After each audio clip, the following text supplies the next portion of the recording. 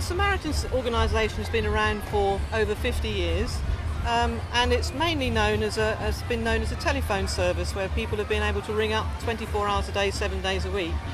It's being developed at the moment, so now we're actually beginning to do emails, so responses to callers for emails and SMS contacts as well. I'm a listening volunteer at Samaritans and have been so for about the last 4 years. And my role actually in the branch now is Deputy Director for Partnerships, which means that my role is to go outside into the community and to develop partnerships with various key organisations. Yeah, we've developed partnerships with the Suffolk Constabulary and with mental health services and now with the football club here as well.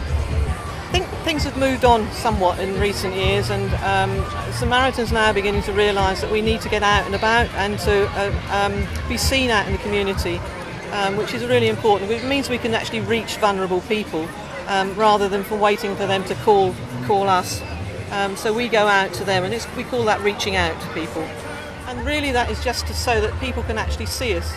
So we call it awareness, so that people can actually see the brand, they see the name, and they see the people behind the phones, so they know that we're actually real people. The football club have been really supportive of everything we've been doing, fully understand why we want to do it, and it's about reaching that group of men, middle-aged men, that probably normally wouldn't actually phone us off their own back, and it's about making them aware that we exist.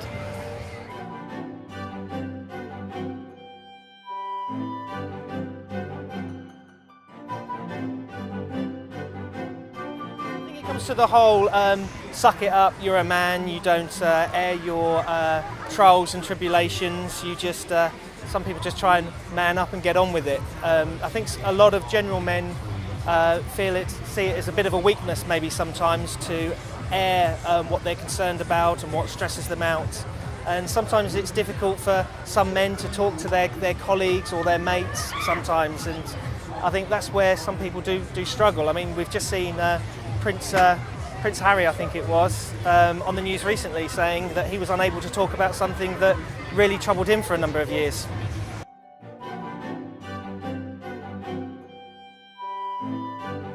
I think it will help with, someone like a member of the royal family going, look, it's not a bad thing to talk. More people that are in the public eye, more celebrities coming forwards and talking about it, because I think we live in an age now where a lot of men look at celebrities and are looking for role models, and I think those kind of people coming forward can only be of help. We've got a number of different roles across the entire constabulary, and that ranges from having specialist officers who are based in local policing teams through to having hostage and crisis negotiators. So we've got people that work within the custody arena for people that have been arrested, and we look to be able to divert those into schemes which assist people that have got mental health difficulties. But we've also got work that we do with people who are suspects for crimes, especially those emotive crimes such as child abuse, and we put mechanisms in place to try and reduce the risk of those people self-harming. And we work with a number of organisations to help prevent suicide. We've got mental health nurses that work in our control room, and they also work out on the streets with us, responding to those calls for assistance, so making sure that we're as effective as we can be and that we're providing that service to people at that moment in time.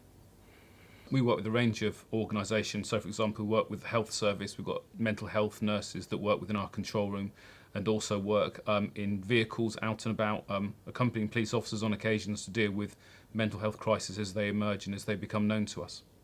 We will investigate people that have been involved in assisted suicide, and you'll hear in the media about people being taken to Switzerland, for example, and we'll actually investigate that as part of our role.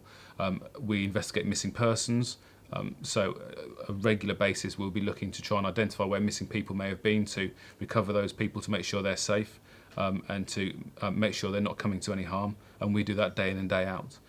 We respond to people in a position of crisis. So there's a team of hostage and crisis negotiators who have got enhanced communication skills to do that.